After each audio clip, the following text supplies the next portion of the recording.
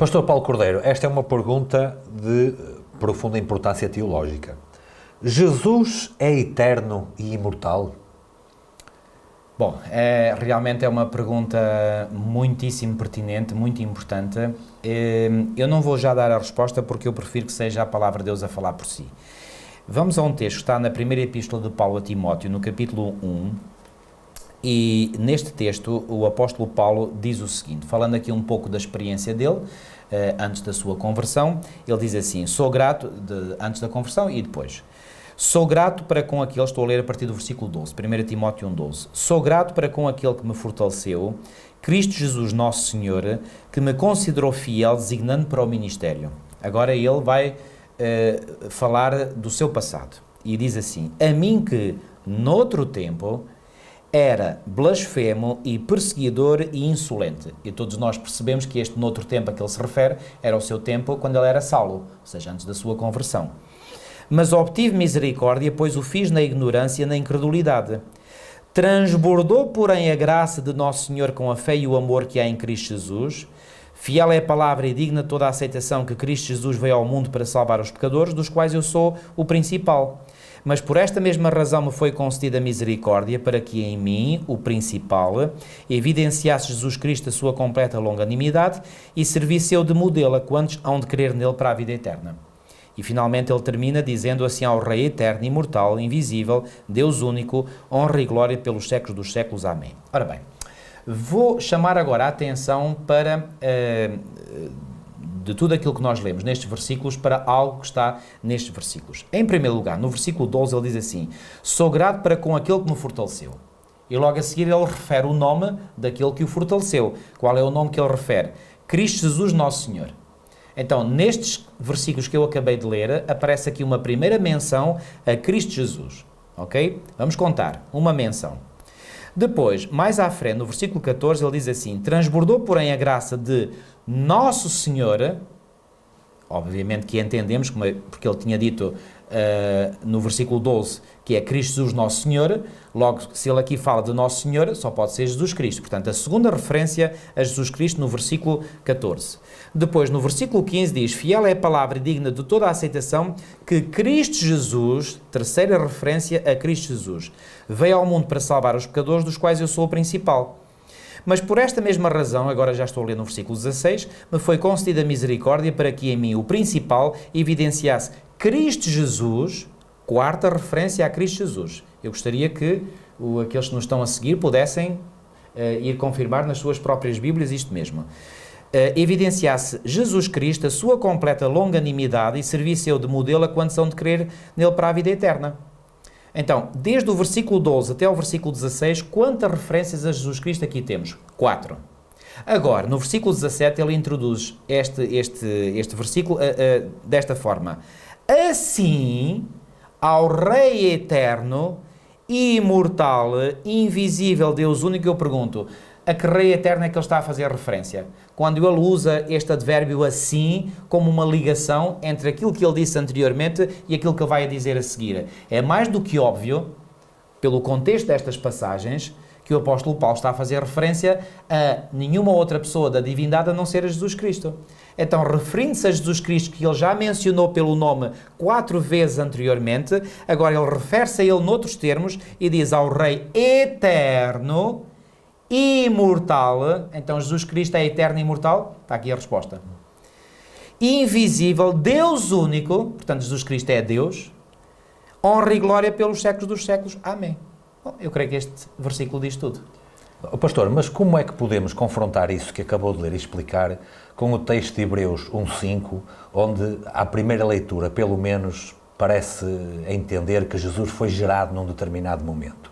Bom, se nós lermos esse texto de Hebreus 1:5, diz assim, pois a qual dos anjos disse jamais, tu és o meu filho, eu hoje te gerei. E outra vez, eu lhe serei pai e ele me será filho. E novamente, ao introduzir o primogênito no mundo, então o próprio texto a seguir explica tudo. Ou seja, o versículo 5, ao falar que o pai gerou o filho, gerou quando e com que propósito? Gerou quando, segundo o versículo que vem logo a seguir, introduz o primogênito no mundo. Ou seja, Cristo foi gerado quando ele assumiu a humanidade vindo a este mundo. Aí sim ele foi gerado no útero de Maria. Portanto, Cristo não foi gerado, como alguns creem, pelo Pai numa eternidade longínqua, porque o texto que vimos há bocadinho diz que ele é imortal e é eterno. Portanto, se é eterno, então não teve início, não terá fim. Se não teve início, não pode ter sido gerado. Agora, no momento em que ele se esvazia, para usar a linguagem de Paulo em Filipenses 2, no momento em que ele se esvazia, e talvez seja bom eu ler esse texto, em Filipenses, no capítulo 2, quando Paulo aqui fala do momento em que ele assume a humanidade, diz assim, Paulo, Filipenses 2,5, tendo em vós o mesmo sentimento que houve também em Cristo Jesus, pois ele subsistindo em forma de Deus, ou seja, ele tinha a forma de Deus, era Deus, não julgou como usurpação o ser igual a Deus, portanto ele é igual a Deus, antes a si mesmo se esvaziou, assumindo a forma de servo. Quando é que ele se esvaziou, assumindo a forma de servo? Quando ele encarnou. Encarnou vem da palavra carne, ou seja, quando ele assumiu a nossa natureza, a natureza humana, e a natureza humana pecaminosa, segundo Romanos 8,3. E reconhecido em figura humana, a si mesmo se humilhou, tornando-se obediente até à morte e morte de cruz.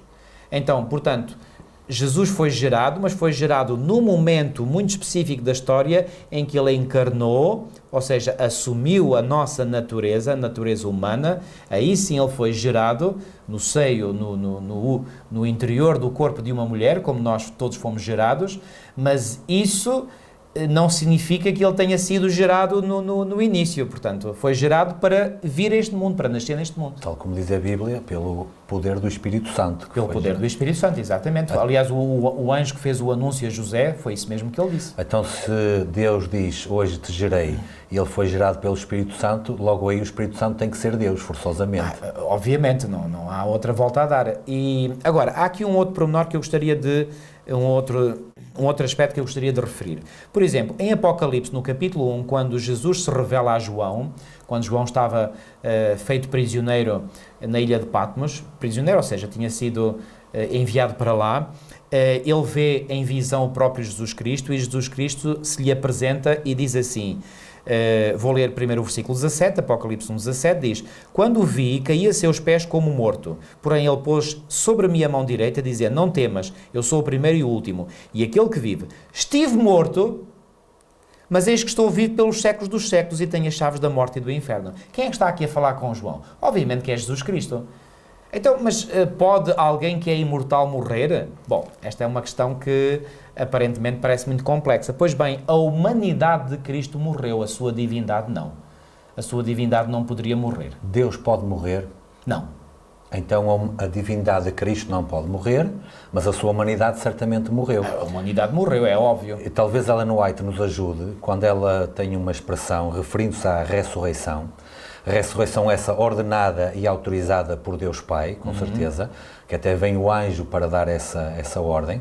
Ela tem uma expressão onde ela diz, pelo seu próprio poder ele ressuscitou da sepultura. O texto original que a irmã White escreveu com a sua própria mão é by his own mighty power, pelo seu próprio poder. Portanto, se Deus não pode morrer, e se o Cristo que estava aqui era tanto Deus quanto homem, podemos concluir que ele é imortal no sentido que o Cristo divino não morreu. Exatamente. Mas o Cristo humano faleceu, sendo passado 3 dias ressuscitado pelo Cristo divino, autorizado pelo Pai que estava nos céus e que mandou o anjo para dar essa ordem, essa autorização. Olha, Filipe, ainda bem que tocaste nesse ponto, porque há um texto em 1 Coríntios, no capítulo 6, que diz o seguinte, 1 Coríntios capítulo 6, no versículo 14, Deus ressuscitou o Senhor e também nos ressuscitará a nós pelo seu poder.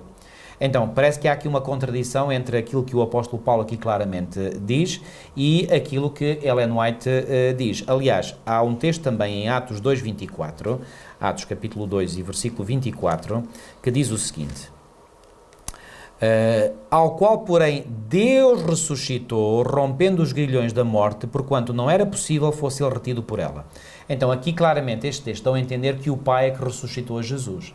Mas esse texto dá a entender que Jesus ressuscitou, portanto, pelo seu próprio poder. Então, como conciliar estas duas ideias aparentemente contraditórias? Volto a dizer, a revelação nunca se contradiz, apenas o que podemos ver é que às vezes são duas faces da mesma moeda.